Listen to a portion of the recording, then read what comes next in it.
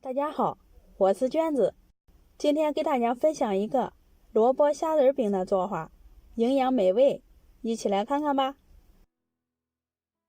先把洗净的青萝卜刮成细丝儿，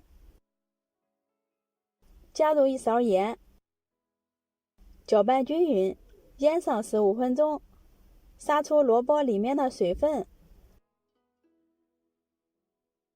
接着在碗里放入一把虾皮，倒入适量的温水，浸泡10分钟。大虾我已经提前处理过了，用刀背把虾肉给它压扁，这样更容易入味儿。再给它切碎，装到碗里备用。这时萝卜丝也腌好了，出了好多的水分，将多余的水分挤出来，要稍微保留一些。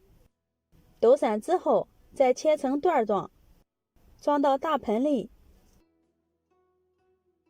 倒上剁好的虾肉，泡过的虾皮也放进去，再加一把葱花，打上一个鸡蛋，然后给食材搅拌均匀。接着加入适量的盐，半勺胡椒粉，最后分少量多次的加入面粉，也不用放太多，主要是起到粘合的作用。一直搅拌到看上去有粘稠状就可以啦。预热好的电饼铛刷上一层油，用筷子夹一团菜糊上锅烙，稍微按薄一些，整成一个圆饼的形状。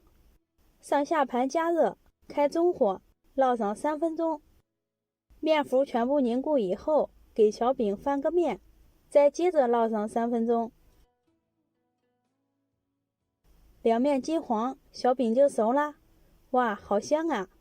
蔬菜和虾仁很容易熟，换2次面就可以啦。咱们的萝卜虾仁饼就做好啦。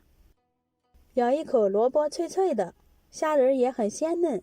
多吃一些萝卜和虾仁，不仅能润解肠胃，还能补钙，给孩子们当早餐真的很不错哦。喜欢的朋友关注一下，我们明天见。